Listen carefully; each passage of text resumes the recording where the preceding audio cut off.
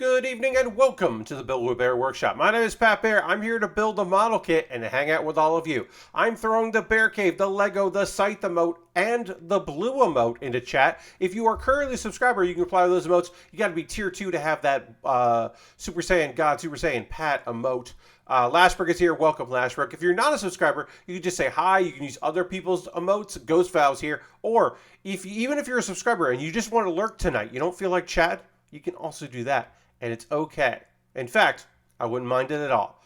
I am here to build a model kit. We're working on the Gundam Exia Repair 2 real grade. We started with the legs, which is weird, and we built most of the chest. We're going to finish the chest and the waist, and then panel line it, and then attach it. Oh, Lord Crashton's here. Welcome, Lord Crashton. Happy to have you here. But yeah, so we're moving along here. We're going to finish the chest and the waist.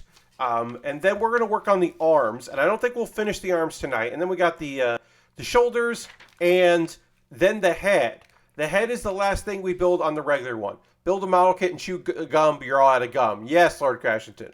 Indeed. But yeah, then we got the shield and the weapons to build, and the shield also is a weapon, so we'll have to build all that. We're almost ready to start building the GN drive. Got to build that GN drive for the back of this thing. Aristofan's here. Welcome, Aristofan, because otherwise this kit just has a big hole in the back of it, because that's the front, and the back of it's just empty space. We got to fill that empty space. We got to fill the void with the GN drive. It's not complete. This real grade doesn't have the extra components, if you want to put them in, that will make a nonsense light up LED thing. We don't worry about that. That's in other kits. That's more master grade than real grade, which is fine because I never buy those anyway. I don't own any watch batteries. I could find them, I guess. We're currently at 46 subscribers. Our goal is to get to 50. We could do that tonight if you wanted to become a subscriber or gift a sub to somebody in the community. Get into 50. Once we hit 50, I stop talking about it until we drop below 50 again. The goal beyond that is not 55. The goalpost ends at 50. It's the final goal is 50. But we're doing okay. I didn't get paid this month. The middle of the month came in wet. Did not get that because the May did not meet the threshold for payments, but stayed below 40. It's okay. It means that next month's check will be big, and that'll be good. I'm doing okay financially, other than that. Let's see. What else am I going to say to all of you before we get into the building? I hope everyone's doing well tonight. Oh, tonight's topic conversations. Anime in the second hour. I had 3 shows that all had their 11th out of 12 episodes, so they'll be all wrapping up next week. So we got 3 anime shows to talk about. We'll talk a little video game stuff, both what I've been playing recently and also some news that came out today. I did not watch either of the presentations. I only read about the news. I talked about my day a little bit. And of course, we got to talk some wrestling because shit's getting legally wild. Legally wild. So hey, Dirty, welcome. So we'll probably start with the wrestling because there's a lot to kind of dissect there. So even if you're not a big fan of wrestling, you might be interested in legal actions that take place on individuals, and all of that. I'm going to reply to my own tweet because I'm a sucker for that stuff. See if we can get a few more friends to join us, and then we'll get into some wrestle talk. Let's see. Okay, we did that. All right. All it's left to do is go to the overhead camera. Here it is. Overhead camera. So, I saw a big thread of Vince's many transgressions, both legal and awful story gimmick ideas. Yes. Before we get into wrestle talk, so about my current setup. My current setup, unfortunately, still has table shake. And I cannot prevent this table shake with the current equipment that I own. The table shake is a direct issue of the fact that this long folding table has on it 3 monitors on a stand. And that's a lot of weight. So I was hoping that possibly I could balance said weight by also including, so we need E8 and E8, so we'll get E8 out here. I was hoping that I could deal with that high weight. C6, that's what I need, C6 on this one. I could deal with that high weight by putting my computer tower on the other end of the table. That does not solve the problem. The only possible solution I can come up with is taking away my third monitor or having a different desk set up. And I don't really want to lose this third monitor. It would mean that I could lower the camera so I wouldn't have to zoom as much, which might be nice because I wouldn't have this third monitor. I have thought of taking down this third monitor and then just putting it on the desk itself so it wouldn't be on the weight here, because that actually theoretically would be less weight if it was on a separate stand. I have thought of doing that. It would still be a third monitor. It just wouldn't be above. It would be to the side. That might actually end up being the solution, which is not a solution I really want, but it is a solution. It is a possible solution, is to just make it off to the side and deal with it as time permits. So that might end up being what I do. I'm not pleased with that idea. But right now, there's just a lot of weight on this table, and it's going to cause a shake. So I don't mind having my tower, my computer tower, on the desk. It makes, actually, honestly, it's easier. Like, I had to plug in a controller, and I just did it right there at the top of the computer. No problem. Getting it cables. The cable run is actually shorter from where my monitors are and where my equipment is to the computer if it's up high. I had to like move a couple things around to make it work. So I wouldn't mind keeping this on the desk because having weight at the other end of the table does help some. It just doesn't help enough, which is what I'm finding. And that is frustrating because I would like there not to be like table shake. Now, the camera being on a stand that is not attached to this desk does help with the camera shake quite a bit as well. That does help, certainly. But look, if you want to buy that square folding table I've got on my Amazon wish list, I mean, you could. That certainly could be a thing. We got to put stickers on this for some reason. This is the GN drive, and I don't know why this GN drive has to have stickers on it, but it does.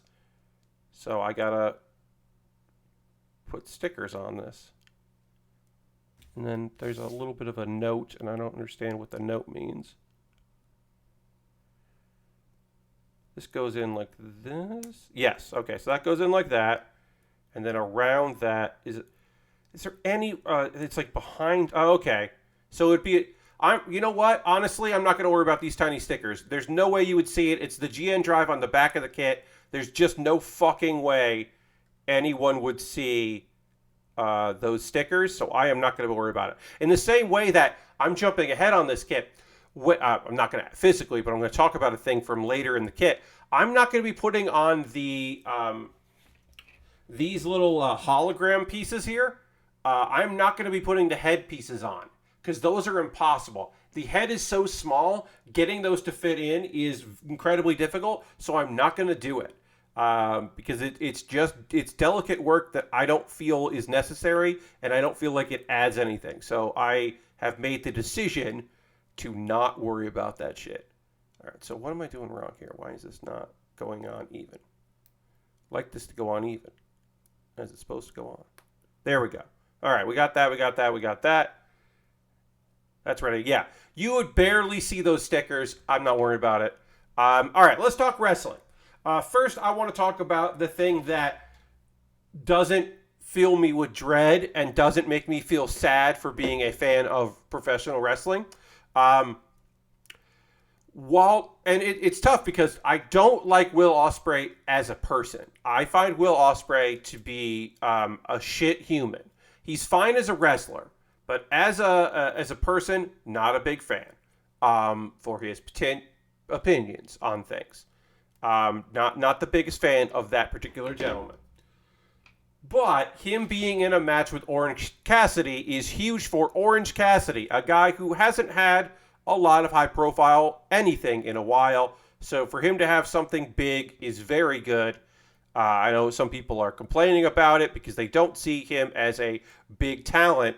They just see him as a comedy wrestler because people like to forget that Orange Cassidy can fucking wrestle. It's just that he's also very funny. So they put him in funny situations, but dude can fucking throw down and go with the best of them. He's had incredible matches with Pac.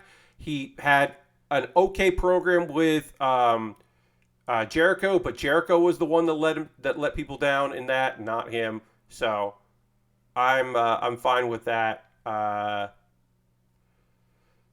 I don't really want Jon Moxley to be world champion, interim world champion, because then we're gonna get a program. Moxley Punk is something, but like I don't know. I feel like it should. Hopefully Moxley won't hold it that long. I think I would prefer that. Moxley Punk is not something I salivate over, but I know some people would. It's fine. On to other things. Let's just say right up top. Let's get into it. Let's say it. Don't drive with an expired license. I know people who think how much OC is wrestling is ruining his character. Yeah, but he's an incredible wrestler. It's great. Here's the thing. If he stopped being a sloth, then that character would suffer. In the same way that, I kind of don't like Statlander as much now that she's not an alien. I just don't know what else there is to her other than she's a very good wrestler. But she doesn't have the it factor for me anymore because they got rid of the it factor and they didn't replace it with a different thing. So, look, Fire Ant is an incredible wrestler. Orange Cassidy is an incredible wrestler and a great character. And if they take away that great character, it's a bummer. So I don't mind that. And I don't think him being a good wrestler and actually wrestling him, because there was a line. Now it's an ancient line in terms of wrestling, but Chuck Taylor set up his character perfectly. And this time he's gonna try. And then everyone started chanting, "He's gonna try." And that's it. That's all you have to do with Orange Cassidy. You just have to say, Orange Cassidy actually motivated tonight, and there you go. Now you're off to the races. Now you've got a character that is working fast and working hard, and then maybe he quits at one point, or he takes the easy way out at one point and puts his hands in his pockets, and it's very funny. But yeah, you get the best of both worlds. You get a competent wrestler who can go, and you get a character that is very fun, playing an impossibly difficult gimmick, which is, I'm a wrestler who is tired and doesn't want to do this. He's not too old for it. He just can't be bothered. It's fun business. Anyway, let's say it. If you don't have your license, especially if your license is expired or taken away because of driving under the influence, don't just drive a car. Don't drive a car under the influence. And also, clearly to say, when it's family, when it's close friends, you feel for people and you want the best for them and you do your best to honor them and support them. When it is strangers that you don't actually know, but they are in the public eye, you say, I hope this person gets better, and also I hope this person does better, because you still have an expectation of that person to work hard to make themselves better. Addiction is a fucking hell of a thing, and I hope that Jeff Hardy gets the help that he desperately needs. And I hope that he has a long time that he's suspended for a long time, and they don't just pull him back and put him on TV again in a couple months and pretend like nothing's wrong, because clearly things are wrong. Um, but yeah, and things were even outside of alcohol and whatever. Like things are still not great with the man. He's still in a he's still in bad shape a lot because his body is busted up from working for so many years and working so hard. And the man deserves like an easy paycheck and a fun paycheck and like good times. Uh, but like, what if Jeff Hardy stopped jumping off of things and onto things? What if Jeff Hardy like fucking got to breathe and relax and like do silly things? How about it's time for silly Jeff Hardy? Let's get, you know what? It's it's long overdue that we get weird Jeff Hardy. Let's get some weird Jeff Hardy in there. Get wild with it. The fact that they were planning to make Hardy's champ is wild. Yeah. So they're writing for Forbidden Door, right? They're writing for Forbidden Door. The experiment that wasn't an experiment is over. AEW seems like they don't want to put the belts on homegrown talent. They just don't want to. Because now Jungle Boy is going to feud with Christian, and who gives a fuck about that? And people will say, they'll just point out and go, well, here's the thing. Their title reign wasn't that good. Well, that's because they put the emphasis in the tag division, put the emphasis on the Bucks and the Hardys, guys who don't have the belt. You know who gets more TV time? The ROH tag team champions get more television time than the AEW tag champions. Like, that's nonsense. So yeah, they were planning to put the belts on the Hardys so they could have a dream match with the Hardys at Forbidden Door with the belts, even though, let's be real, let's be honest, you don't need to do that shit. You don't need it to be for the titles. You don't need to make them tag champs. You don't have to do any of that shit. They're the Hardys. People will be excited to see them. You have them face some Japanese tag team that you're excited about, or Gaijin working in Japan that you're excited about, and everybody fucking shows up and everyone's happy. I keep putting the GN drive in wrong, and then when I'm trying to pull the GN drive out, it's not coming out. So I completely boned this shit. Fuck this shit right up. So now I gotta try to fucking fix this shit. There we go. Pop that out. Let's try this again. Such a 2002 storyline to pit Christian against a Hardy. Oh, no. So this is a separate thing, Lord Crashington. This is Christian turned on Jungle Boy. It was mostly off air. Sorry. Either Christian turned on Hardy at the end of Dynamite, or he's doing it this weekend on Rampage, and I apologize for spoilers. But Christian is turning on Jungle Boy in a storyline that everyone could see coming and nobody really cares about. So I apologize. I may have just given you a spoiler, but that's what we're getting.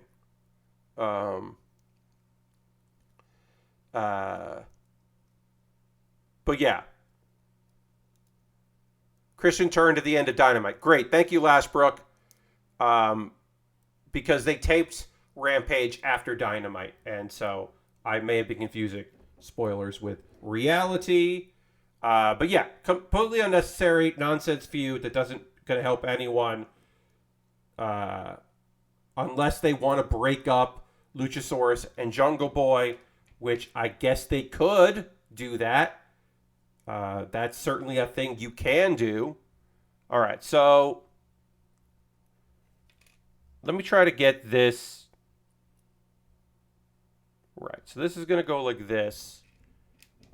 And then we got to put the ring here. Like that. Okay.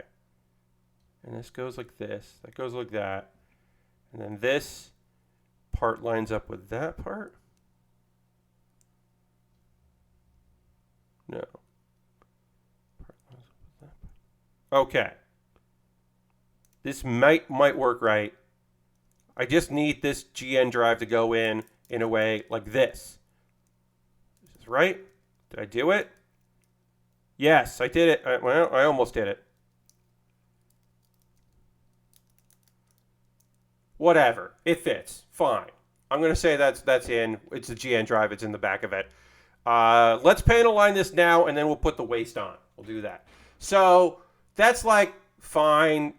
You know, it's wrestling. It is what it is. Let's get into the litigation shit, because litigation stuff is happening. And it's nonsense. Actually, let's do lighter news. In lighter news, Dan Reichert was quoted on Cultaholic, who are British gents that cover wrestling news and things and do daily videos and do news videos and stuff and have podcasts and all that. And I like them very much. Also, Matthew from Botchamania fame also is in there doing podcasts for them, which is fun. No, Milky. None of it looked good to me. So I'm not picking up any of the premium Bandai pre-order. There was one that didn't look bad to me, but it wasn't enough for me to consider getting. I'll look again, but yeah, this one was a kind of a dud as far as premium Bandai stuff. I also have so much stuff coming in the mail that keeps getting pushed back that I was like, yeah. Like the Testament is kind of cool. I don't dislike the Testament, but that's not $68 cool to me. I'm glad they put some master grades up. That's fun. Yeah, none of this really like stood out. I built the crossbone before. Yeah, just, you know. I mean, if I hadn't already built the Tall Geese 3 real grade, if I didn't already own the Tall Geese 3 real grade, I should say, and built it, then I would get that, because $36 is a steal for that kit. Maybe the Lord Astray. No, I've built that high grade. It's nice. That high grade's fun. I built the variation. I built the thing that the Lord Astray is based on. Its weapon is big, and I do like big weapons. So maybe I will. If I'm going to get anything, I might pre-order the Lord Astray Omega.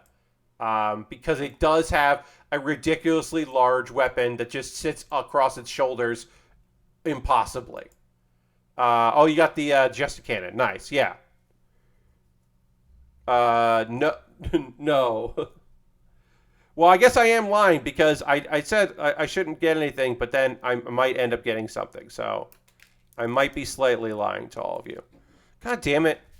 Why is this real grade giving me problems? Why is the thing about this real grade that's giving me problems the GN drive? The thing in the back that no one sees. Why is this the thing that I'm like cursing and feeling cursed about?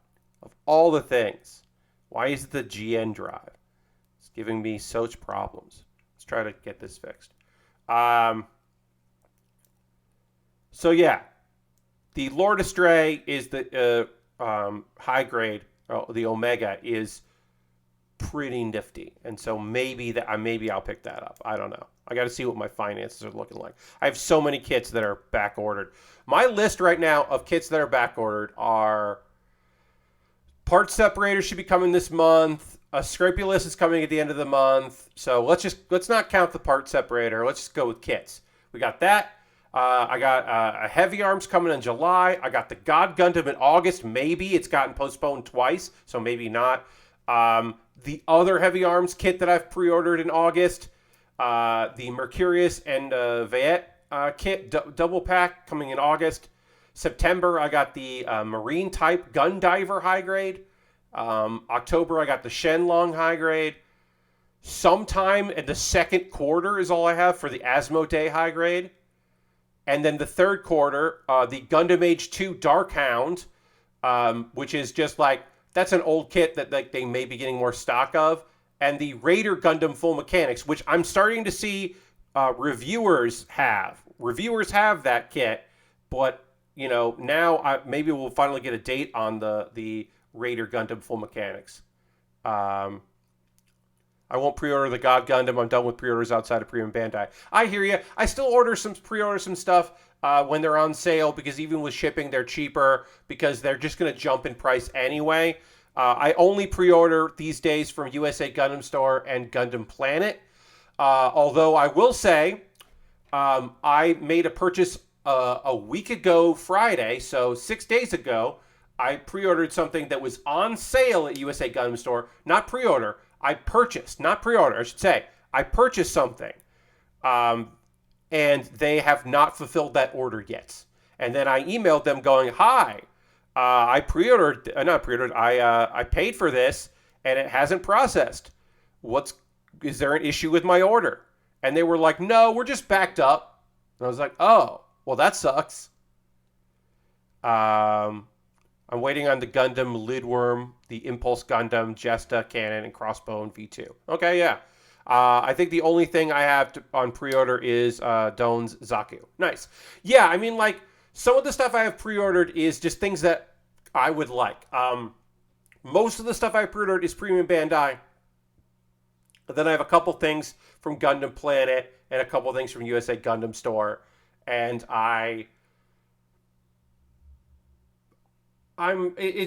the nice thing is, by pre-ordering, it'll come to me, right? I'm going to get it at some point. Even if it just keeps getting postponed, at some point I will get those items from one of these stores, and I don't have to keep an eye on sites for when they go live, and I don't have a local store, so I'm not worried about that. Oh, nice. I'm glad you got it the next day. Yeah, mine I'm annoyed by because it still hasn't processed yet. Because I was hoping that by emailing them, they would put me towards the front of the line. But they have not done so yet. And now we're getting into weekend territory where they'll be slower again. I'm hoping that it gets mailed tomorrow. I probably should have pre-ordered the God Gundam. Likely too late, so now... and it get release, I bet. Yeah. Yeah, you might be able to find it somewhere. Honestly, the fact that it's been postponed might mean that some people will open up pre-orders again, because some people might cancel their pre-orders since it did get delayed twice now, if I remember correctly. Because right now it's theoretically still August. Also, luckily, Gundam Planet is very good about updating their website of things, so that is helpful. Oh, you got the high new around release? That's good, yeah. I managed I got that on pre-order, and it came at reasonable time, which was nice. But yeah, you always run risks when you're doing the pre-order stuff. It's not for everybody. But then also sometimes you don't pre-order a thing, and then you just don't know what happens. You just don't know if you're ever going to get it or for a good price. Like, if you have never gotten that the real grade Tall Geese 3, which I've built, I would say that's the thing you should pre-order at Premium Bandai. You should just go for it, because that is gonna just be the second markets for that are just gonna be like gouging you for that kit, because it's beautiful looking, and it's something that like people have nostalgia for. So, I would say if you ever thought about getting something like that, you should just do it when you see something like that. Whereas like this Lord Astray high grade that I'm looking at, I feel like they're not gonna sell out of their pre-order. Because the pre-order closes in October and it comes out in November. Like, it'll close before that probably, because it is a cool looking kit. And it is a high grade for $31. But also, sometimes high grades are more than $31. So, I'll probably end up buying that tomorrow. We'll see. I have the kit holds up my headphones like the unopened box does, not the model. Oh, okay. Tall Geese Crew, but you're more a fan of Tall Geese 1. Yeah, I mean, I really I like all three Tall Geese. I think Tall Geese 2 is a nice upgrade from 1. I'm a big fan of the Epion, so the idea that Tall Geese 3 is like the merger between the Talkies and the Epion is a very fun idea, and I really love the Talkies 3 incorporation of the tail whip. I just think that is a cool use there, and I think it just incorporates really well.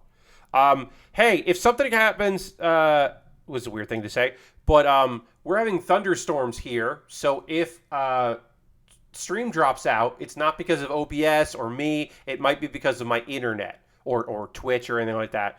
Yeah, if I have an issue, it will just be the old internet getting wild. So, just as an FYI, because I can hear these thunderstorms and they're rumbling. All right, let's get this waste done here. I consider getting the RG, but I got the Endless Waltz version MG a while back. Nice Ghost Val. That's cool. I mean, that Master Grade is beautiful too. So, yeah, if you have the Master Grade, you probably don't need the real grade. But if you've only built a high grade, you might want the real grades because they're like cool as hell. All right, so this has got to go here. We'll just do this first, and then we'll do small and big.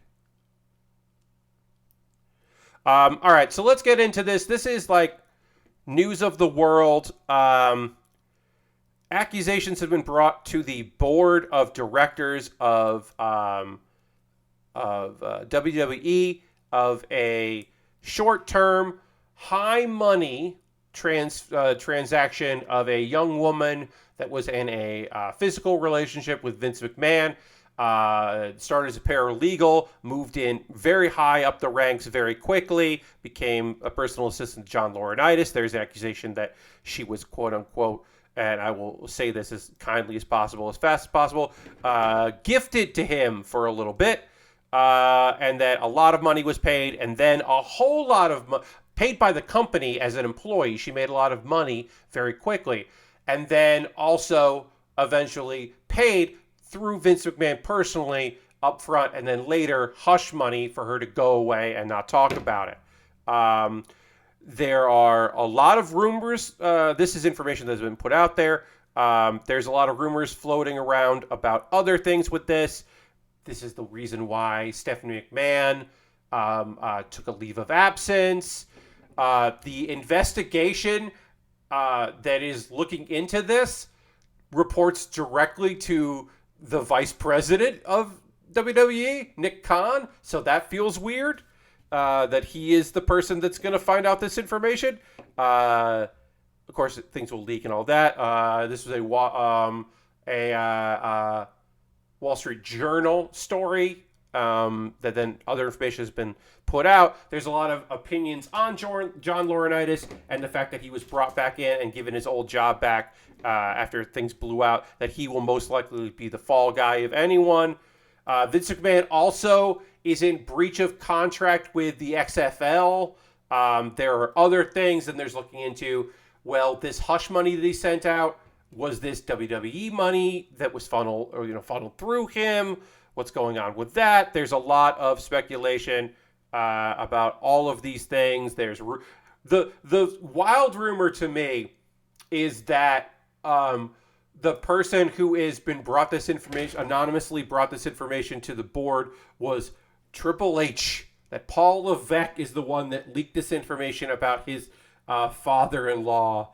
And it's just like, that feels tinfoil hat conspiracy theory. Like, no, I don't think this dude is like, I'm gonna release this information to bring down the grandfather of my children. I'm like, nah, I don't know about that one. So we'll see.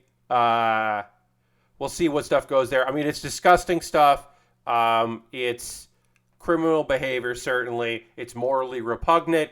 Vince McMahon has never been a good person. This is certainly not the first nor the last incident that's come up. John Laurinaitis also seems like a scumbag. He's always seemed like a scumbag, and this is all gross and shitty. And if Nick Khan has been actually preparing for a sale of WWE, this moves that along, certainly, because then you just kind of want the company that just makes oodles and oodles of money to maybe not have the McMahons at the head of it, but we'll see. Um, yeah, last week. That's where it feels like a storyline and people just writing their own fan fiction. Like, oh, Triple H got sick and had to take time off, and while he was out, they ruined NXT, and so this is his big revenge. And it's just like, it's business, y'all. If he was hurt, he would start his own thing. So, come on. What are we talking about?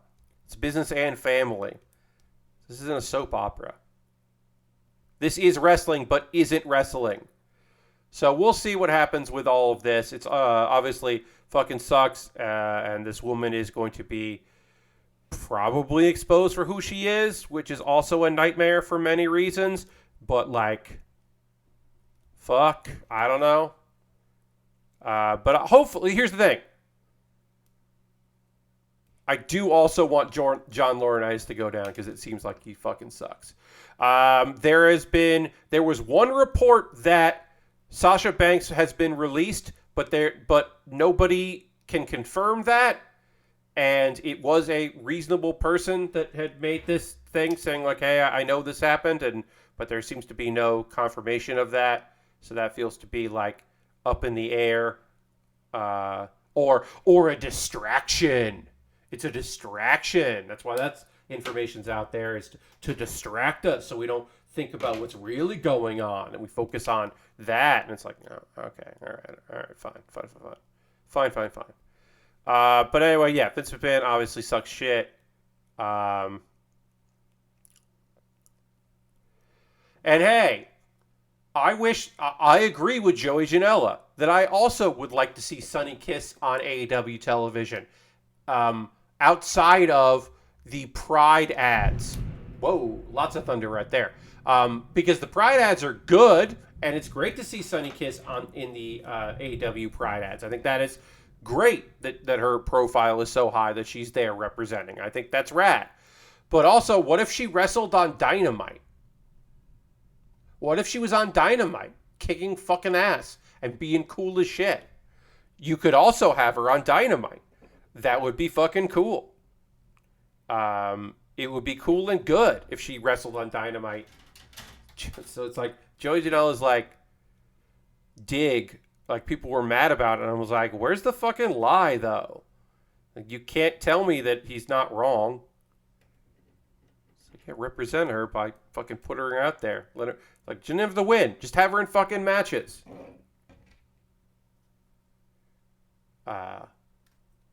Part-timers from Japan get more TV time than Sonny Kiss. And it's just like, okay, cool.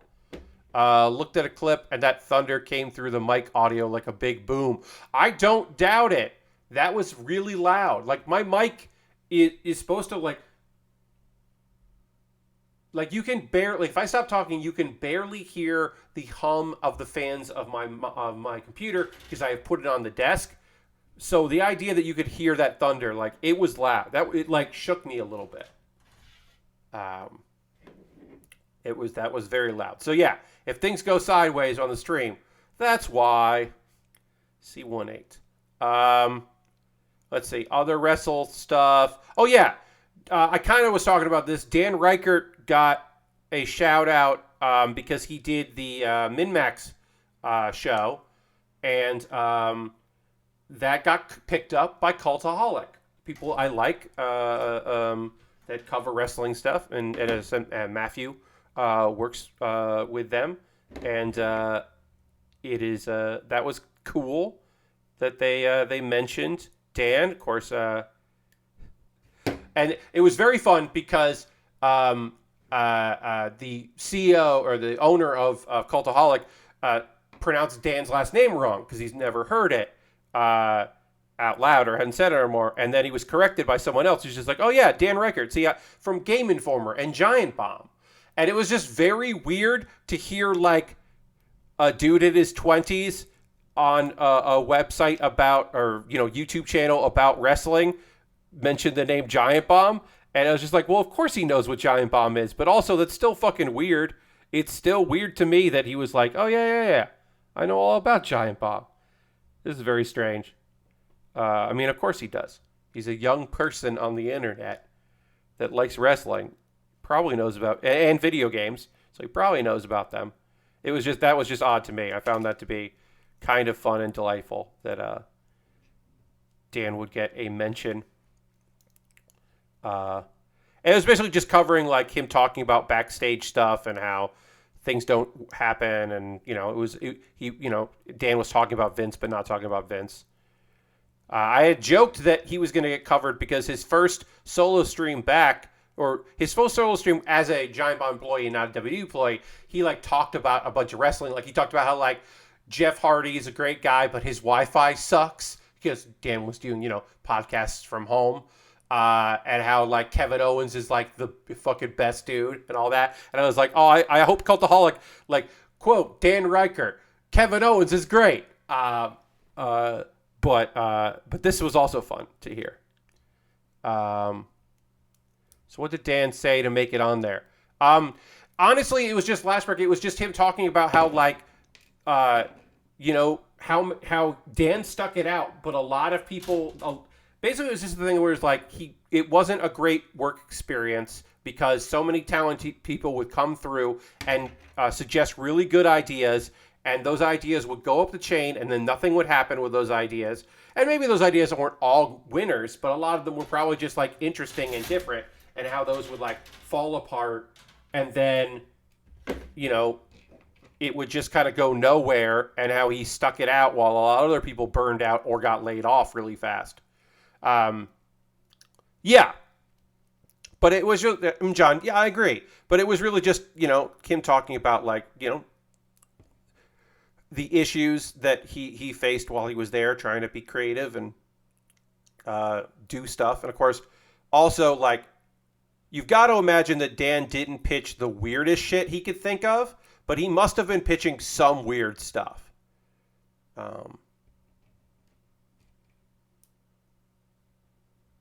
Yeah. Yeah, John. Yeah, I agree. I think that like there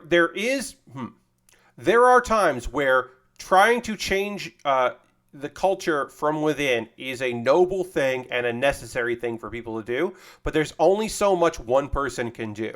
And if you're just trying to like, and it's a different thing if you're talking about like trying to equality, or if you're looking for representation or that kind of stuff, like that's a huge fight in and of itself.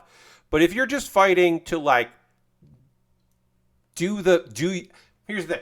When it's an uphill battle for you to do the job you are hired to do, then that becomes a thing where it can be incredibly frustrating, because you're like, you want me to do this job. You hired me to do this job. Let me do the job that you hired me to do. Like, that could be a very difficult thing. Speaking of difficult, getting this front skirt on is proving to be very difficult. I kind of get this far with it. I can get this part on, and then the next part is supposed to slip in so it will cover over it. But that's not working. So eventually this has to go like this and slip in. And I'm not getting that part done. But yeah. Now Dan gets to do weird shit and still talk about video games, and he gets to be back, and there are less people to tell him no. Sort of, but also maybe more people to tell him no. And it will be interesting to see what happens with Dan, but I hope that he's happy, because I don't think he has said so himself. He was not happy with what he was doing. But also, like, look, here's the thing. As fucked as that company is, like, you take that option. Now, years ago, this was pre-pandemic, I had a phone interview with, oh, wait, I could put on there. I had a phone interview with the WWE.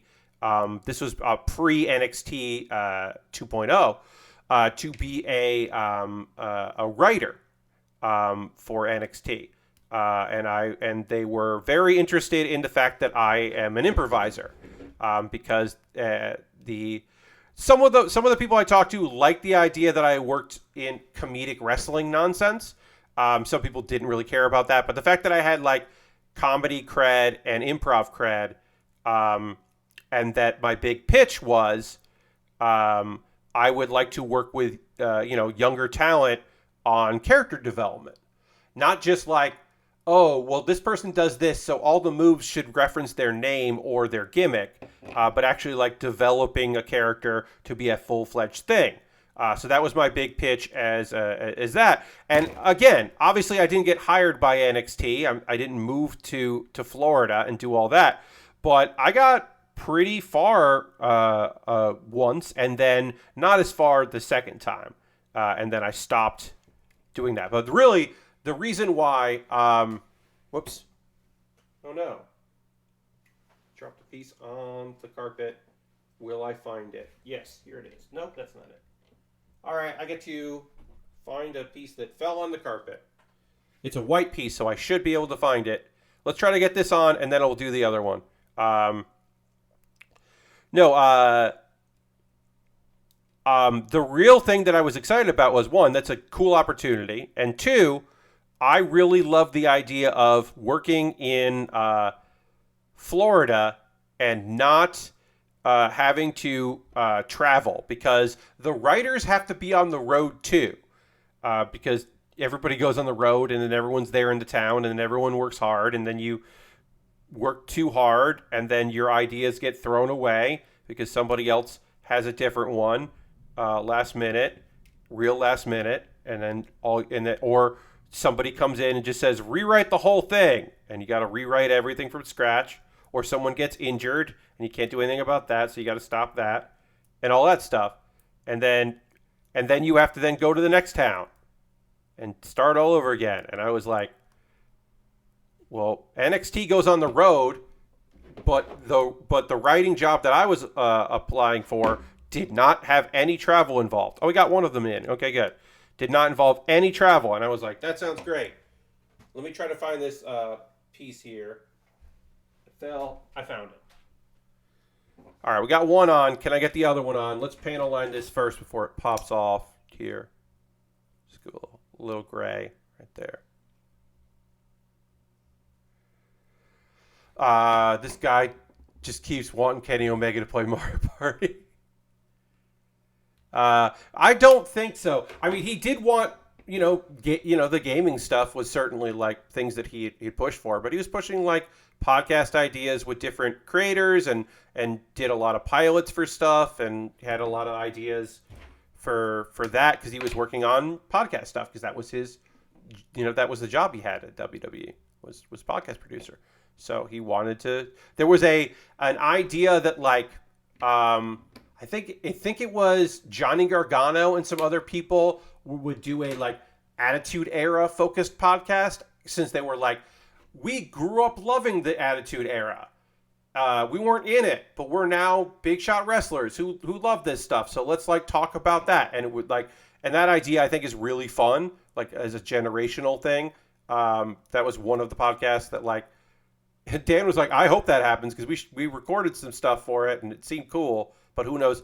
People are speculating that Gargano is going to come back at some point, but who knows? Who really knows? All right. Because he hasn't done anything other than be a dad. But yeah. Honestly, it was just fun to hear Dan Reichert. It's now the second friend I know in real life that has been referenced.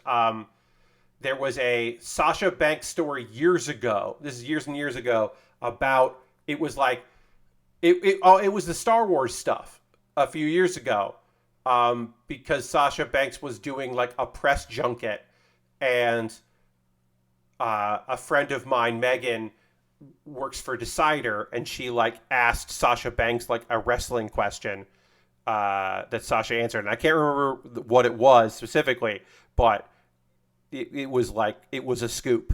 So then it was very weird to have like British dudes that I follow for years be like, mention my friend Megan. She was just like, what? Because and she goes, I don't know what this means, but okay. And I was like, yeah, it's cool, kind of cool. I don't know. It's fun that you're mentioned in wrestling trades. You will have follows from wrestlers for a little while, and then, or wrestling fans, and then they'll stop doing that because you won't talk about wrestling all the time. Megan had also gotten into wrestling because of Becky Lynch, which I always found very fun because someone told her, hey, there's an Irish redhead wrestler who kicks fucking ass. And then my friend Becky, or sorry, from not Becky, Megan was like, I know about Sheamus, and they were like, no, this one's a lady. And then my friend Megan was like, I'm listening. Okay, so yeah, Becky's big like the man stuff really brought in my friend Megan to get psyched about wrestling in a way that she hadn't before, which really made me happy to hear. All right. Can I connect this? I did it once. Can I do it a second time? Yes, I did it. Will this fall off? Yes, it will. Will I put a little liquid cement on here and then put it back on? You bet your ass I will. When in doubt, oops, I got some on my table. A little bit of liquid cement.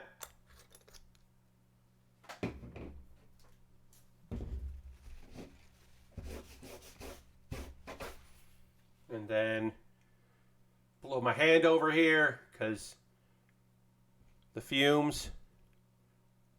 All right. Now, can I get this connected again enough for the cement to hold? Yes. All right. So we're just going to leave that, and then the liquid cement will do its job. And then hopefully when I put the legs on, it won't fuck everything up. Because we have to do the back parts, which are also a pain in the ass. I forgot about this. The back parts would also suck shit. Cool. I'm trying to think of other stuff. We're going to take a pause for the calls in a little bit. I'll talk about ways you can support the stream. Second hour, we will talk anime. Real quick, I guess I'll say this. They should have just announced Dragon's Dogma 2, I should say. They should have just announced Dragon's Dogma 2 at the Capcom thing instead of being like, Dragon's Dogma fans, we got a video for you to watch later on YouTube. Watch that video. And then at the video, they're like, oh yeah, also we're making Dragon's Dogma 2. Just fucking say it at the Capcom thing. Why did you make it a separate event? Just say it at the You did. Most of Capcom was talking about Resident Evil. You could have announced a new video game there, and people would have been like, oh, cool, all right. Oh, maybe this is a chance for me to get that. Hey, I watched that Netflix show. I know about Dragon's Dogma. It's such a weird thing. Because, like, the only way to make it a separate event makes sense is if you're like, Dragon's Dogma 2, it's out in August. Or something like that. Like, you know, like an incredible surprise. Where you're like, justifies the fact that you kept them waiting. Because as it is right now, it's just like, why was this a separate event? Also, they didn't. Here's the thing: they didn't want to share the limelight, but also, fuck Dragon's Dogma 2 because there's more Final Fantasy shit coming out that also got announced, and that so like Capcom tried to like save their thing so it wasn't part of not E3 and have its own little publicity thing, but it's always going to be outshined by Final Fantasy 7. Whatever, it's not called remake, but it's part 2 of the Final Fantasy VII story of 3. And also, what is the name of this shit? Crisis Core, Final Fantasy VII Reunion, which I am led to believe by the PR is a remake. A remaster, sorry, it's not a remake. Crisis Core is a remaster. Not a full remake like Final Fantasy VII, which is going to have part 2. Rebirth, yes. The fact that they're making Crisis Core before finishing remaking 7 is super funny to me. I mean, that's the thing. Because Rebirth takes work, because that's a new game. A new version of an old game. Whereas this is just a remaster. So, yeah. I mean, it's easier. What number do I need? I need 40, F40. But also, again, my condolences to Dragon Dogma fans, because it could have just been a cool thing in the Capcom presser instead of its own event that was then overshadowed by Final Fantasy shit.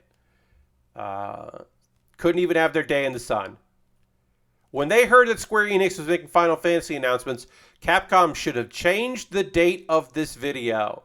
They already had missed the 10-year. It wasn't like today was the 10-year anniversary. They already missed it. They could have just done it a week later. Oh well. It's very fucking Capcom to be like, we have a new game. We won't announce our new game or a sequel at this thing. We'll have our own event for it. Oh shit. Everyone stop talking about our cool event. We have once again lost to another company. Oh, sad. I do feel bad. I also think it's very funny. I can both think it's very fucking funny and also feel bad. My condolences, and also, oh man, that's rough. So yeah, good on them. I've never played Dragon's Dogma. I think the song for Dragon's Dogma, the theme music, fucking kicks ass. I never played that video game. Maybe I will someday. You know what video game I did play? Lumberjack. I played all of Lumberjack last night, and then today I went back in to complete the couple things that I had forgotten. I didn't 100% it last night, so I went back to 100% it. That game fucking rules. That game is fucking fun and inexpensive, and you should get it. It's on Steam and Switch, and you should get it because it was mentioned at the Wholesome Direct, and I was like, who the what now? What is this thing? And I had never heard of it. Got it. Fell in love with it. Fucking kicks ass. All right, so how do I attach this back part? We might have to come back to this after the pause for the cause, because I don't know if I know how to attach this back piece. I've done this before. Okay, I think it goes like that. And then this goes in. That. Oh, okay. All right, do know how to do that. All right, let's try to get the other part on here, and then we'll take our pause for the cause. The people that need to know about the D2 and DD announcement, watch the event rather than the FF event.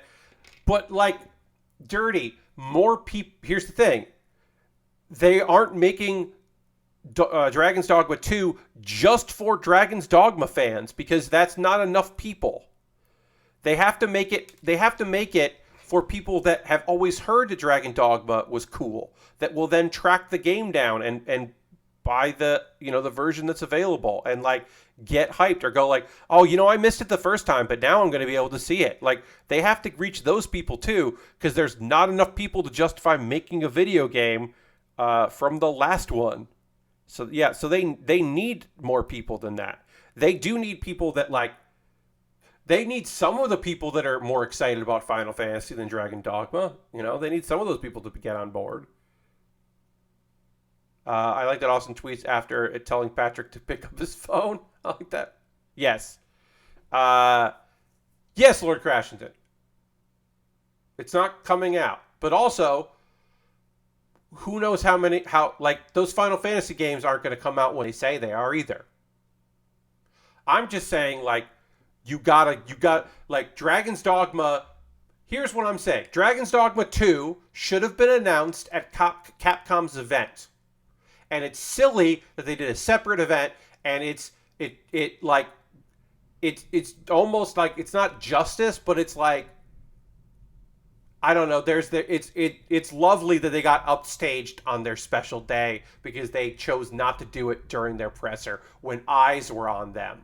To be like, hey, remember Dragon's Dogma? I'm the creator of it, and I'm wearing a cool baseball tee.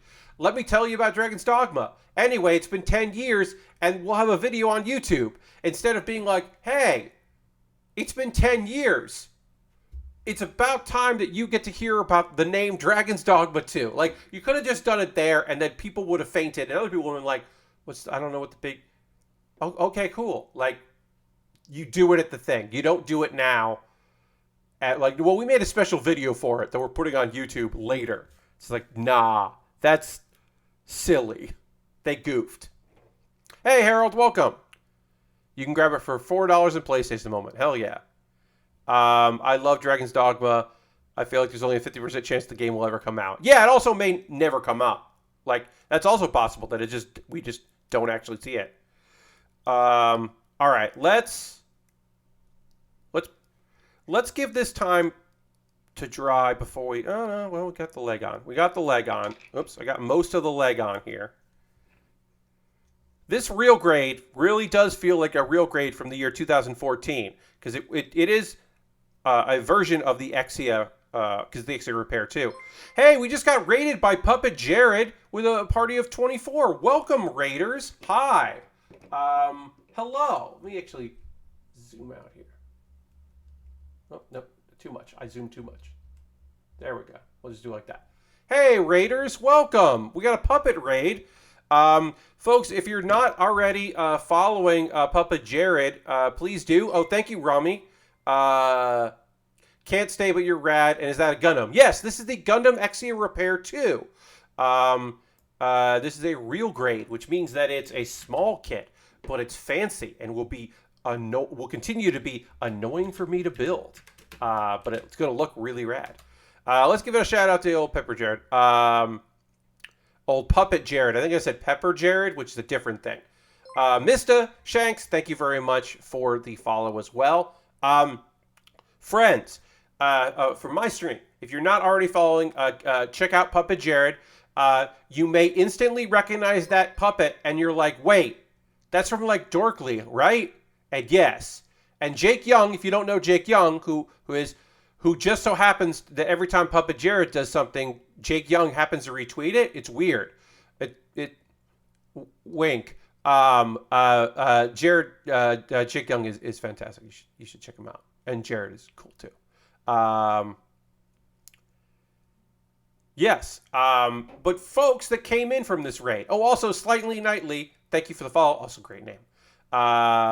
Wizard and the Bruiser. Hell yeah. So for friends that have come in on the stream, let me just say that I'm a model kit builder. My name is Pat Baer, and 3 times a week I stream model kit building. I build Lego and Gundam, and sometimes I build stuff from other brands, but mostly Lego stuff and mostly Gundam model kits from Bandai. Sometimes I build the ships from One Piece because those are fun to build. Oh, nice, that's fun. Exia is one of your favorite Gundams. Hell yeah. Well, we'll go back to the overhead so you can see the Exia Repair 2 that I'm building right now, where the leg, for some reason, this little part just popped out and doesn't want to go back in, and that's annoying. So we'll try to get that fixed. Appreciate the follow. Thank you, Prince.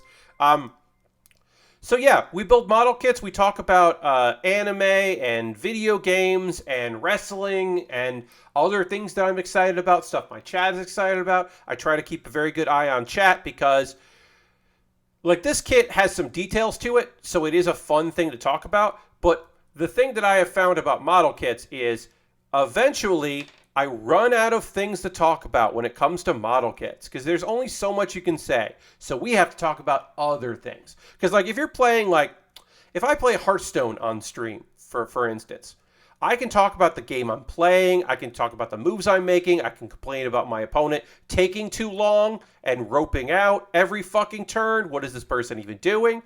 There's a lot to talk about. The strategy, the meta nature of the game, I can really get into the weeds. We can fucking talk shit about Blizzard, all that stuff. But when you're building a model kit, like I can talk about how like this part here that's on the other side barely kind of fits in where it's supposed to. But once I've attached the leg for whatever reason, it's being very annoying. And I don't know quite why, but we'll hopefully get it figured out. This is the kit from the year 2014. So sometimes they hadn't really figured out real grades in 2014. Now, if you get a real grade in the year 2022, or even the last like 3 or 4 years of this grade of kit, you're sitting pretty. You're sitting fairly pretty, I'll say. But 2014, still ironing out some of the kinks in these kits. But yes, yes, yeah. We'll just talk about that. The intricacies of of parts. The 2-clip method or the 1-clip method. The flush method or the dangly method, and then get out your X-Acto blade for the fine cut, or just like a 1-snip or the 2-snip method. There's many methods, but you can only talk about that for so long. All right, we did it. We put the legs on this kit. For some reason, I've talked about this, friends, so forgive me, people that have been here a while, to know this. This kit, you start with the legs, and that just feels weird to me, because most kits, you start with the chest, and then you build the head. This kit, the head is one of the last things you build. You build the head and then the weapons, and that feels very strange to me, but that's just how they go. Now we'll put on our, what we should be our blades here, or our beam sabers. We gotta build the beam saber. So we'll do that. I like how the waist is a V-fin. Yeah, the waist is fun. This was tough to put together. You got a Master Grade Barbatos at an Anime Con for $25. Feel like I robbed this dude. Yes. The idea that you spent $25 on a Master Grade is, that person fucked up. They just really goofed it. Like, that's... When you go to a convention, when I go to a convention and I'm looking at model kits, I go knowing that I'm about to spend too much money on a model kit. Not that I'm going to... Like, I don't ever expect to make deals and, like, get something cool at a convention. I'm usually just going, I'm going to find something hard to find, and I'm going to pay too much money for this thing. Like the real grade Sazabi, the Ruby Sazabi, which is it's clear plastic, but it's clear red plastic. That kit I spent like $80 on for a real grade, but it's beautiful and one of my favorite kits of all time. It's one of the best. It's the best real grade ever built, and one of my favorite kits, period. And like, I spent more money than I wanted to, but I knew I was going to spend a bunch of money at a convention.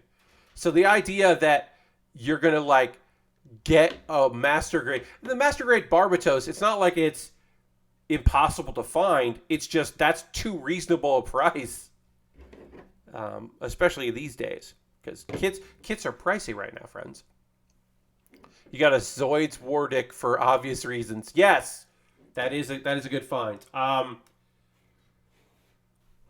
I had so not obviously, but I built this in the 90s when it came out. The Swordfish 2, Spike Spiegel's ship. There's a Bandai model kit of it, right?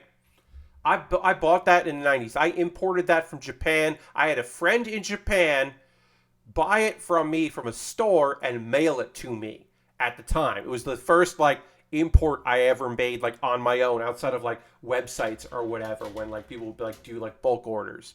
This was like me like writing a letter. Like, I'm sure I could have emailed him. I probably had an email when I did it, but like I wrote my friend a letter in Japan and explained what it was, and I sent him like I had like printed photos of it from like the web of like, this is the box and this is what you need to look for, because he had no idea what I was talking about, and he mailed it to me. I built that and then like found it a few years ago, and that usually that kit goes for $80 now, and it's a small kit and it's not super detailed, but that kit goes, if you're lucky, you can pick it up for $80 these days. I was hoping that the live action would mean that they would reissue that kit, and they didn't, and it sucks. But anyway, normally you'll see that for $80. I was at a convention, and this was years before if I had seen it when I had started doing this streaming, I would have bought it instantly, because it would have been really fun to build. But I wasn't. I was building, but I wasn't streaming at that point. So I saw it, and I was like, "Holy shit! This is $50. It's $50. Like, it was already 80 something at that point. So this was a steal. I mean, it's not like a huge. It's still $50 for like a small model kit, but I was like, this is still an incredible price, and I'm like, I'm gonna get this. Like, I have a backlog, sure. I don't build as much as I used to. This was like, I don't know, I think maybe 2010, but I'm like, yeah, I'm gonna do this. Maybe 2012. I'm gonna get this, and then the thing that always you fear happens, which is a friend of mine came by, and a friend of mine was like, I always wanted this. I've always. Oh, thank you, Robot Kill Things, for the follow percent. My friend was like, I've never had this kit. I've always wanted this kit, and and literally was like, I have $50 right now. I'm gonna get this kit, and I was like, yeah, you get that kit. Enjoy that kit. I wasn't like, I probably could have been like, I saw it first and been an asshole, but I was like, no, you enjoy that. And I have somewhat regretted that to this day, because I have never seen that for $50 since. It's always been like 80 or 90 or $100. Like, the show came out, like the live action came out, and it went up in price because of course it did. Because all of a sudden people were like, oh yeah, Cowboy Bebop. I love that shit. I'm gonna see how much the Swordfish 2 is. Oh, wow, $120. I remember my dad paid $40 for shitty Gundam Wing high grades in 2001. I mean, that's a lot of money for high grades at the time. Now it's unfortunately fairly reasonable, but at the time, that's ridiculous. We're going to keep building. I'm going to talk about some anime in a minute, because I can just talk about that. I will just say real quick, friends, if you haven't given me a follow, please consider doing it. You're coming from Jared's stream, or you're just here. Some people just like looking at the makers and crafting and seeing what people are up to, because we're going to get into working on the arms here. But I should just say, hi, I'm Pat. I build model kits. On Wednesdays, I do stuff that isn't model kit building because it's fun to just do other stuff. I'm going to link to a couple YouTube videos that I made, because maybe you'll like them. Because I make videos about anime. It's called Pat Bear's Anime Club. And in October, Bleach is coming back. The anime adaptation of the 1,000-Year War is finally happening. The last arc of Bleach is finally getting an anime adaptation. So I kind of talk about like the history of Bleach and kind of give you like an overview of it to get people prepped, and also talk about like, I'm like, oh cool, Bleach is back, but I'm not like, finally the greatest saga of Bleach can be told as an anime, because like, I don't think the 1,000-Year War is that great. So I talk about that in that video. And then Do You Remembaer is a video series that I do every Wednesday. It's like Remember, but it's my name, Remembaer, my last name. And the premise is that I read a Wikipedia article and then close the tab, and then start recording and try to tell you everything I can remember about that article. And then you can click on the link in the show description of the real article, and then you can, like, in the comments, tell me what I fucked up, or if you have other information. And this week I talked about the not-for-profit, it's not a charity, and I think I might have said charity at one point in there, the not-for-profit Geeks Out, which is a New York City-based group, but they do stuff all over. They're the people that put on FlameCon, which is the world's largest queer comic convention. That's also in New York. And I just talk about this organization and how they fucking kick ass. And they're just like, because it's Pride. So why the fuck not talk about a cool queer organization that, like, focuses on supporting queer gamers and comic book lovers and board game geeks and all other stuff that happen to be queer folks. So I talked about that. Honestly, their Wikipedia page is very small. It's just like they had this thing. They did like a hashtag that took off. They do FlameCon. They're at events. Really, it was just an excuse for me to tell you about how, like, tell an audience about how FlameCon rules, because it's a wonderful convention. I hate that I won't be there. It's going to happen in August, and I will not be there for it. But I also don't want to go to live conventions right now. I just don't want to. So, you really want to be hyped about Bleach, but I'm struggling. Yeah, I mean, look, the music will be cool, and now that like the anime has that problem of like the manga was still happening. Now that the manga is done, it's over. So they can just like try to make it make sense. Because the main issue with Bleach, the Thousand Year War, is the continuing issue of Bleach, which is the retcons to make the main character the chosen one more and more.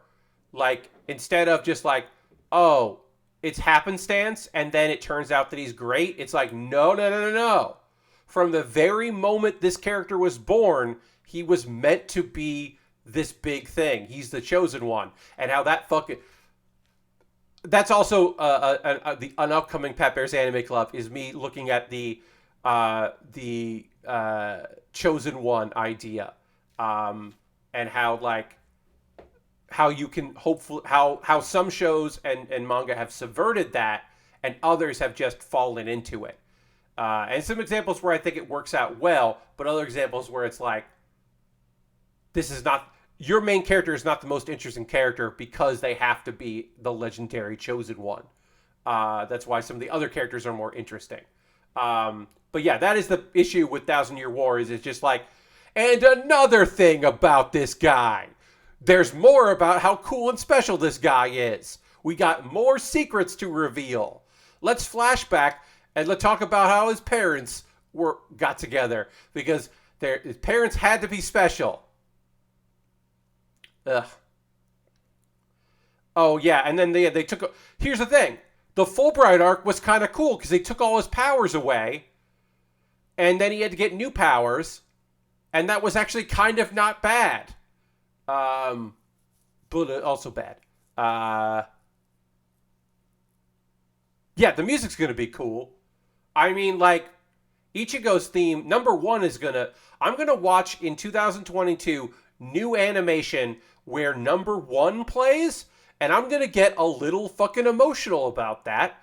I'm not gonna play it on here because I will get this archive will get demonetized. But if you have never heard #1, which is AKA Ichigo's theme, it rules. Danny Fernandez. I want to say, apologies if I remembered her name incorrectly.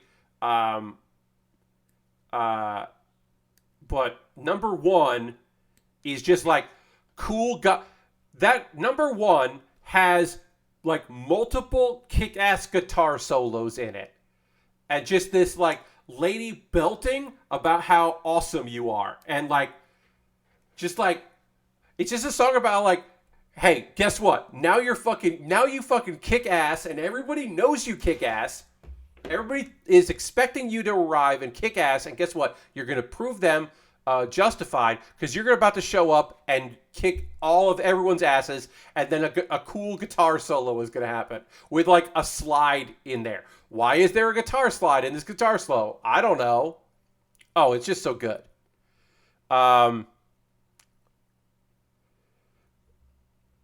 Yeah, I mean, Mista, the thing about My Hero Academia in the Chosen One stuff is at the very least, the first episode of that show, from the very beginning, we are told that Deku and Bakugo are going to be the #1 and #2 heroes of the world. We are waiting. This whole show, this whole thing is waiting for them to become the greatest heroes. So at the very least, we know up front. I don't necessarily love that. I kind of like, but we do know that. We know right at the beginning, okay, these dudes are like gonna be the best. So like, if you're not into that, it's like, this isn't for you. Hazel Fernandez. Okay, Hazel. I don't know why I thought, okay, Hazel Fernandez. Okay, thank you, Lashbrook. It's Hazel. All right. I had gotten her name incorrect. My apologies. Hazel Fernandez. #1 rules. Anyway, yeah, so I'm going to have an upcoming video soon about all of that. Let's keep working on the arm here of our kit. Let's just talk about some anime that came out like this week. I'm going to give you the brief overviews of what happens in 3 shows with their episode 11. All 3 of these shows had their episode 11 of 12 happen this week. And I'll give you, like, because we have some friends joining us tonight, I'll give you, like, I won't give you, like, the blow by blow. I'll give you, like, the overview of it. And then, like, tell you my overall thoughts about it. So I'm Quitting Heroing is on High Dive, so you got to pay $5 a month. There's no free version. You got to pay $5 a month. I don't think this show is worth your $5 a month, but High Dive has a lot of old OVAs and weird extra stuff that you don't find other places, that you've only found probably in fan subs. So I think it's fucking cool that there is a place to watch some of that stuff. And then also, like, yeah, I just think that they're it's fine. Also, their web player allows you to pick white or yellow subtitles, and so it feels very old. So you can put like the old style subtitles on, and I think that's fucking cool. All right, I gotta figure out which holographic part here I gotta put on. It's E. Really don't like these. Let me see here. Find E.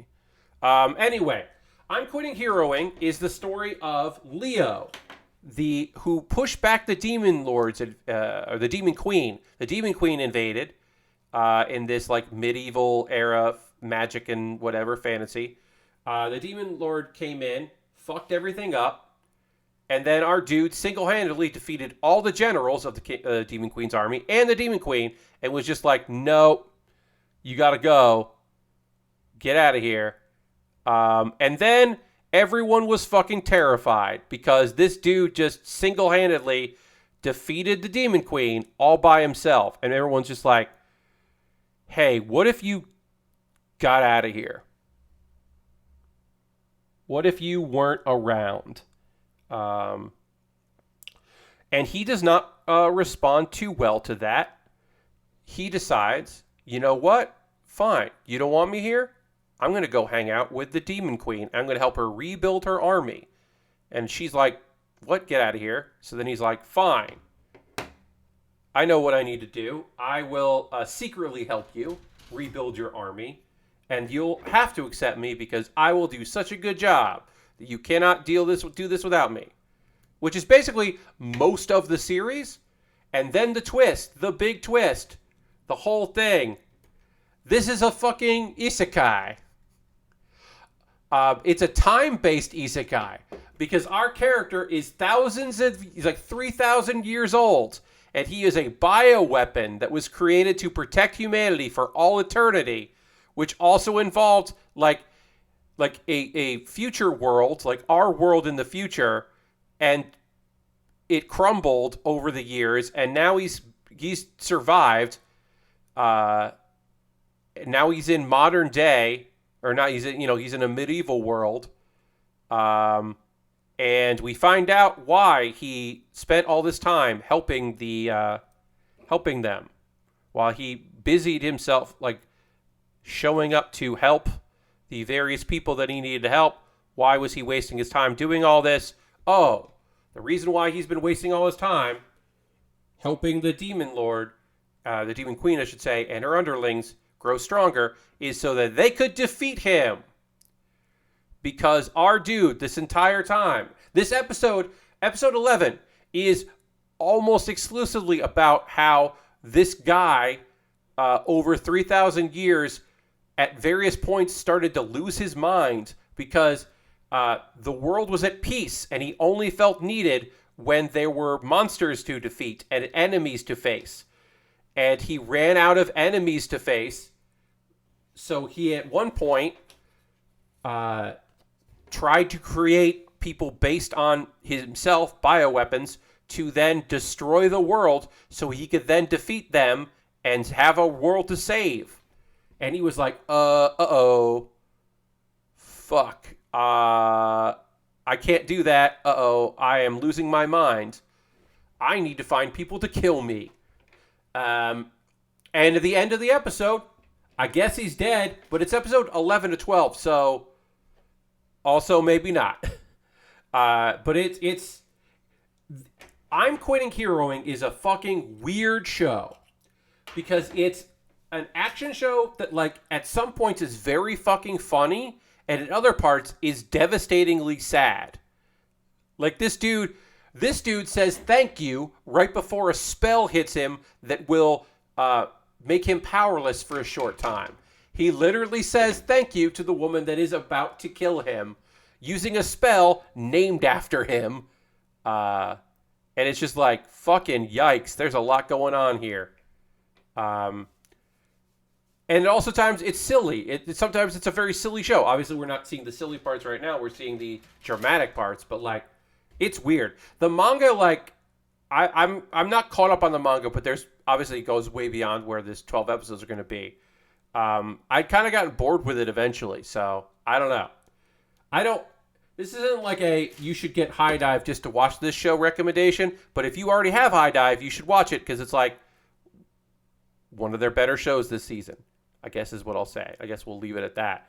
Now, the next thing I'm watching is another incredibly tonally weird show that I have no idea what the fuck is going on with it. RPG Real Estate is such a cute, goddamn wholesome premise.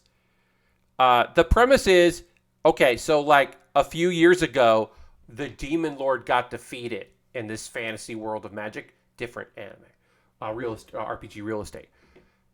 And there's no need for all the adventurers that were going out there.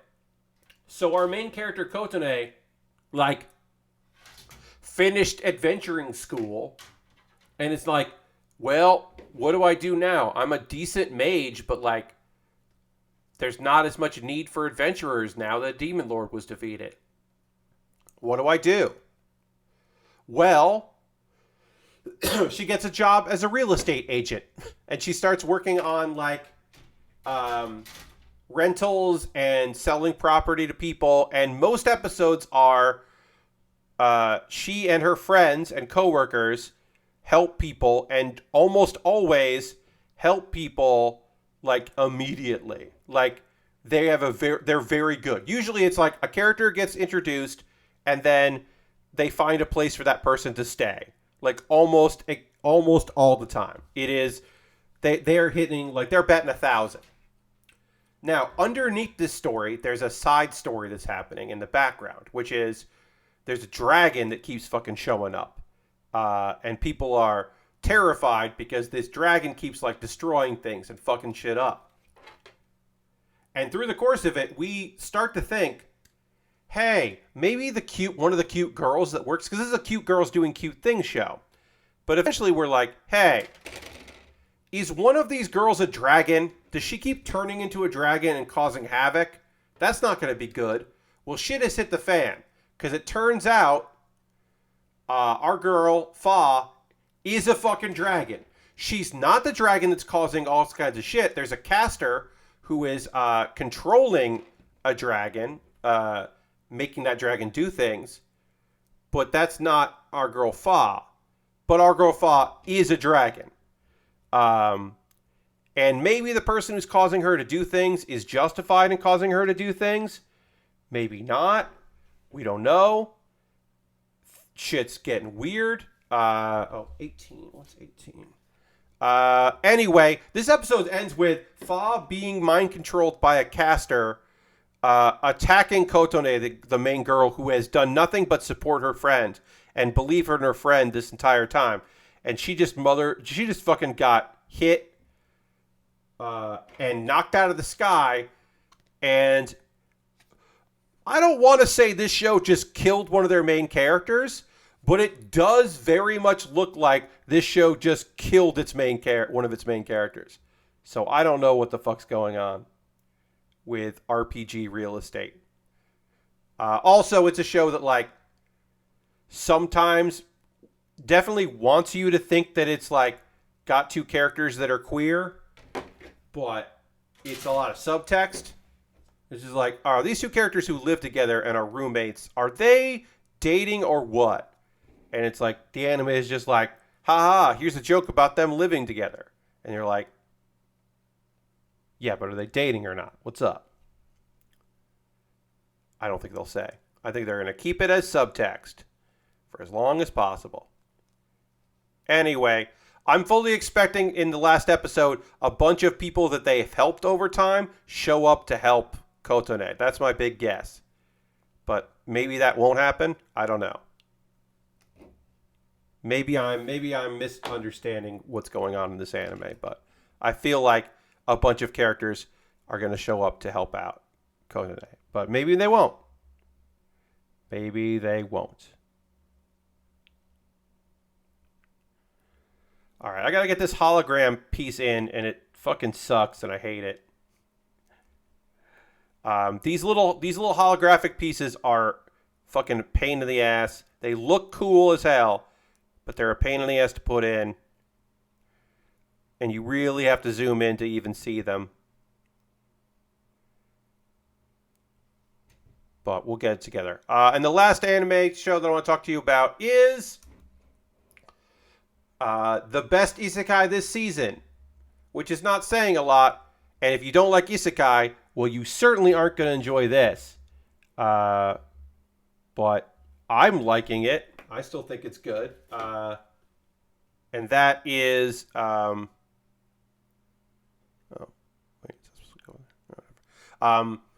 that is Skeleton Knight in Another World, which is what it says. That's the anime. It is a show about a dude that woke up and is now inside the video game that he was playing, and he is his avatar, which happened to be a skeleton knight. So he's got cool armor and is overpowered as hell, and has been going on an adventure helping people, and enjoying the cool shit. He got immediately dragged into what turned out to be an event that is like features like people from various different kingdoms. He's in over his head. Basically, he got hired to help some elves find other elves who had been kidnapped and to free them. And now he is fighting a monster tamer. He's been fighting some strong monsters lately. Turns out they're all from this fucking guy. So now he's got to face him. A lot of this show is silly. I will say this. The very first episode of Skeleton Knight in Another World has a not good for all audiences scene to set up how violent the world is, which is unnecessary. It's unnecessary in the manga, and it's unnecessary to be in this anime adaptation. I don't shy away from like gore and violence when it comes to storytelling, but it doesn't need to be there. It's a completely unnecessary scene that just is like, there's no reason to have this. You can show him be awesome without like having these characters who don't matter and aren't in the rest of the story like almost get assaulted just so they can be saved by our dude. And it's just like, no, you didn't have to do that part. You could have not done that part and it would have been fine. So, warning about that. But most of it is just like, we got our dude. He's like so psyched to be in a video game and to be hanging out. And he like meets people that are cool. And he meets like a ninja, cat people, and instantly becomes friends with them. And also, hey, guess what? They showed up to help out. There's a martial arts master named Goemon that is another big giant dude. And then the two characters have big giant dude friendship where they like do a test of strength and then like congratulate each other and are instantly bros. And it's very cute and very fun. There's just like a lot of good nonsense. Just a lot of good nonsense in Skeleton Knight in Another World. Also, the opening song fucking kicks ass. The theme song to Skeleton Knight in Another World fucking rules. It's just like a cool metal song with great vocals. It needs a better guitar solo. The one thing it's missing is a kick-ass guitar solo, but it's still very good. It's a little Dragon Force-y, like modern Dragon Force, like with lyrics Dragon Force. But again, is missing the cool guitar solo. But still, it's still pretty neat. All right, and then D1, 2. Basically, that show is fun because if you don't like stories where the main character is very overpowered, this is not for you. But on the plus side, he's got a cute little fox friend named Ponta that is very cute and very fun. It's got a little fox friend.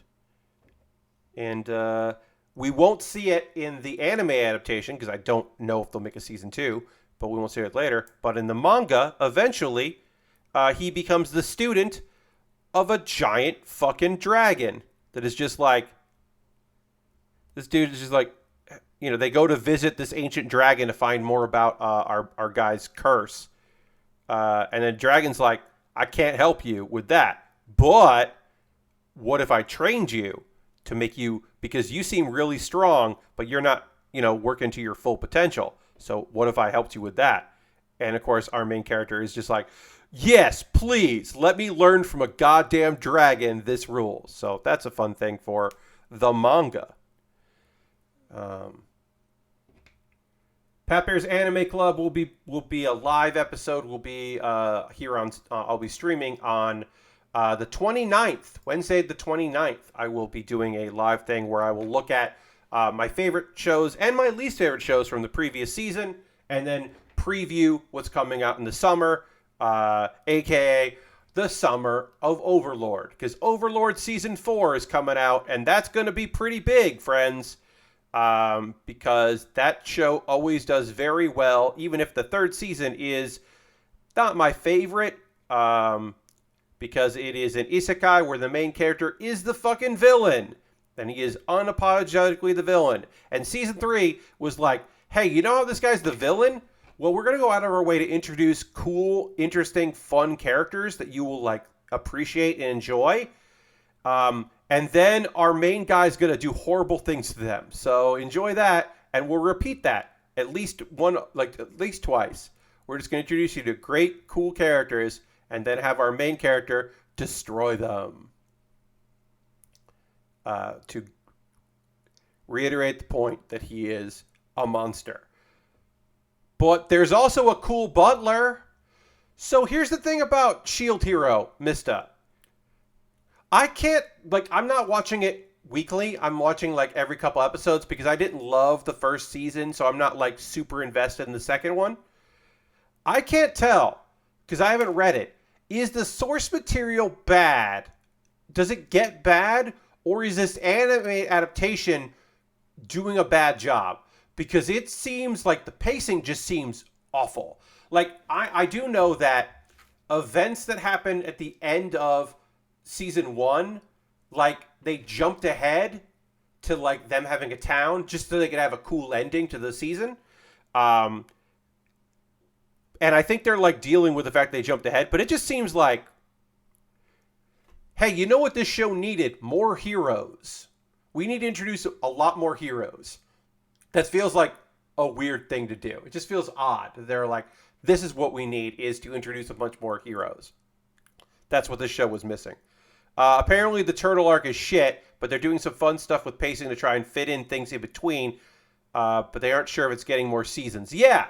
So this is the thing, right? Anime adaptations either can throw away their source material, or they can just try to work with the source material. And it's a problem, right? Imagine if, now, obviously, Food Wars, to some people, Food Wars is really cool and fun. And to other people, Food Wars is a waste of everyone's time and energy. And why are we even talking about Food Wars right now, Pat? Jesus. But, it had a really good ending, and then they did the final season. Where, manga fans were like, oh no, why are they adapting this part? It's bad. And anime fans were like, well, I like this show, but I hear this is a bad arc.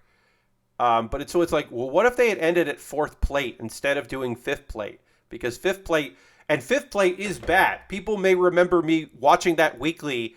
3 weeks into that season, I guessed, maybe 4 weeks into the season, I guessed what the last episode was going to be, and I guessed all of the twists, and I was right. I was 100% right about the last season of Food Wars and every little joke in it, because it was completely predictable and bad. And that is a rough thing. when you have when you were adapting a poorly received season, or like in the case of um, what show? Shit, I had it on the tip of my tongue. Um, Promise Neverland. Promise Neverland season 2 was never going to make people happy because there are people who read the manga, really liked how it was different. The issue with Promise Neverland season 2 is the anime grew, the manga, I should say, the manga grew. And it wasn't this tight little like suspense thriller anymore. But the first season did so well that they were like, well, we have to like, we're going to instead skip a bunch of stuff and change a bunch of things, chasing what we think people would want season 2 to be. And then season 2 wasn't good, and manga fans were disappointed because they skipped a bunch of shit that they liked. And anime fans were disappointed because it wasn't a good anime. It didn't give them what they wanted either. So nobody was happy with Promised Neverland season 2. It's just like such a rough thing to happen, and it sucks for fans of like for all fans. So like all fans were disappointed by that adaptation, and it's a real bummer. Because they didn't just honor it. We're like some shows just go with the changes and they're better for it, and other shows for some reason this part of the arm here isn't connecting, it's falling apart, so I'm adding a little liquid cement. I have some liquid cement here that is meant for like glue kits, like doing cars and stuff. But I find it is very helpful if you are not going to be taking parts, something apart. You have to make sure you're not taking it apart again, because you're literally melding the plastic together. But and if this doesn't stay together, if this liquid cement doesn't hold, then I will just do it again, and I will do more of it. But right now, these parts are not connecting, and I don't know why. So just a little cement here should theoretically hold it together, because we finished this arm just about. Yeah, we finished the arm. We got to do the shoulders next, but we did the arm. So we'll panel on it while I'm holding this together, hoping that these parts meld. We'll just panel line this. But yeah, like JoJo's Bizarre Adventure changes and grows. I mean, if you watch the first 2 seasons, and then like if you watch season 1 of JoJo's Bizarre Adventure and then watched the most recent arc, like the first half of the most recent arc, it'd be like, these are the same. This is the same series. It's just like, it just went along for the ride. Or like Hunter x Hunter, the Hunter exam arc compared to the weird ants arc is like so strange, like, and like the mini arc of the like Hunter election arc are such weirdly different shows. I mean, Hunter x Hunter, there's like a battle tournament that they just stopped doing. There's like a tournament of like climb the tower and defeat enemies, and then fuck it is just like, and then stop doing it because fuck that, who cares? Instead, it's time to have like gambling and like high stakes, and then like we're gonna fight people who are stronger than you, and it's like, okay, let's stop doing that, and now enter a video game. We're gonna make Hunter x Hunter an isekai, and it's kind of like the exam arc again, only the stakes are higher, and now it's a death game, and it's like, okay, we finished that. Now we're gonna have some training and goof around, and then like, oh, now we're gonna get devastatingly sad. And some of those characters you liked, they're dead now. A bunch of minor characters that you grew to like in the last arc are gonna get fucking murdered at the beginning of the Ant arc, the Chimera Ant arc, just so you care more about what's happening in the Chimera. Like, we gotta let you know that shit's getting fucking dark in this one. And also there's gonna be an underpowered kid, the sad sack kid, that is really gonna melt your goddamn heart. God, Hunter x Hunter is fucking weird. That video game pivot was real random. Yes, Tony, the Greed Island arc was very strange, but that whole thing is very strange. Nothing like killing side characters letting you know the shit was real. Yes, and then Mister says, some shows really are able to pull off those batshit journeys well. I've never been able to really pull my finger on what makes it work on one show and fall flat on another. So, like, Hunter x Hunter is also very interesting because right now the secession war is happening. Gon isn't the main character anymore. Gon has not been the main character of Hunter x Hunter is not the main character anymore. Welcome. Thank you for the follow. Appreciate it. Welcome to the old bear cave here. Thanks for stopping by. But yeah, the main character of Hunter x Hunter is Krapika. It's not even Killua. It's not Gon.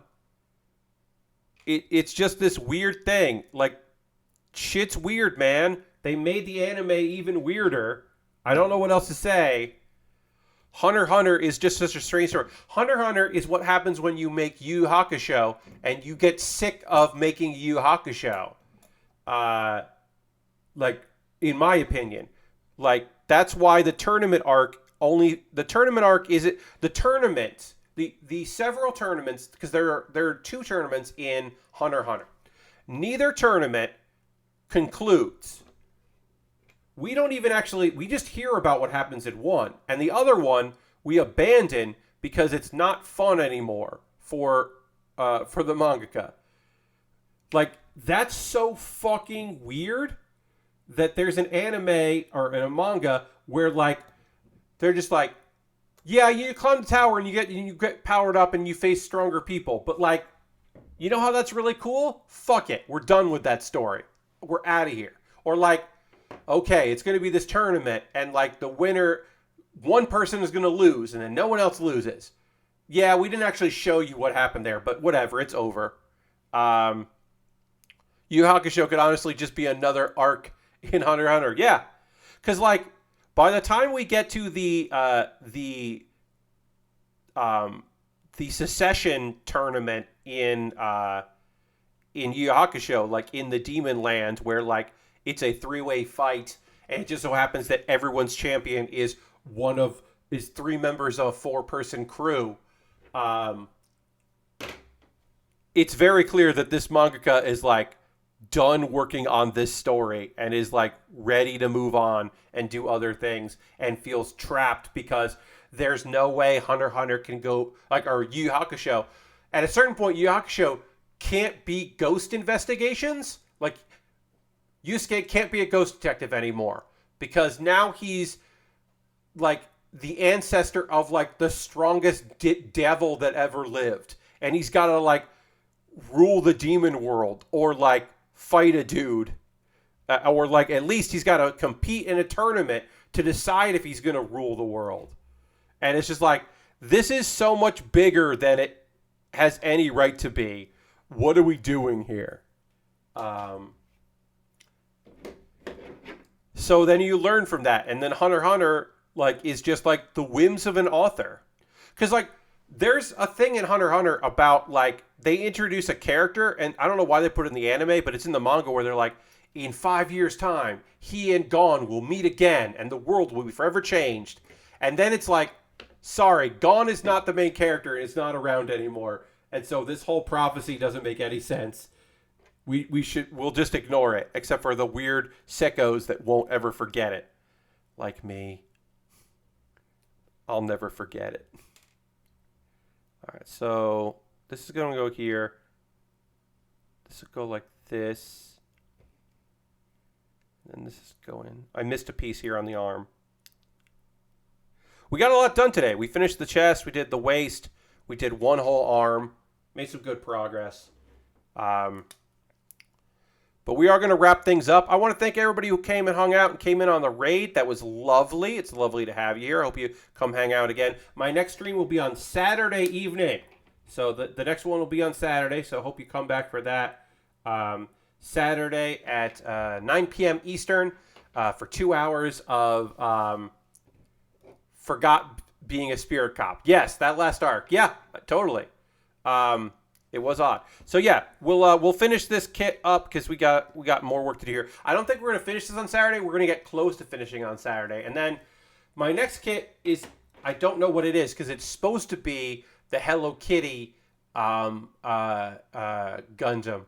or the Hello Kitty Zaku 2. It's supposed to be my next kit, but that hasn't been shipped from USA Gundam Store, so maybe it will be. So in the interim, I might have to build something else. But anyway, what's happening right now?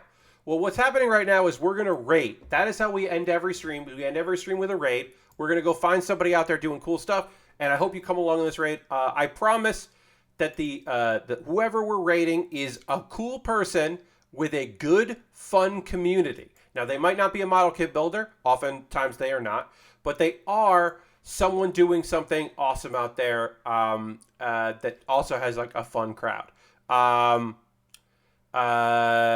So we're gonna go raid. We're gonna go raid Matt Wiggins. Matt's playing Deathloop, which feels like a fun game to jump in. I think he's just started it, maybe tonight, or is his first or second stream. But he's playing Deathloop. Matt Wiggins is a cool dude with a fun community. So we're gonna go raid Matt and check out Deathloop. I love that Matt just plays whatever he's interested in. He's not playing the new hotness. He's just like, no, I never played this game, so I'm gonna play it. And I like that. I like that he's like that's a game I haven't played yet, so I'm gonna do it. And maybe he won't get raided too much, or invaded, I should say, because who's playing Deathloop right now? But we are going to raid him. So feel free to come along this raid. I hope you have a great evening. Hope you come back on Saturday as I continue working on this kit. Thanks so much for being here. Have a great night, and I'll see you another time. Goodbye, goodbye, goodbye. Goodbye, goodbye, goodbye, goodbye.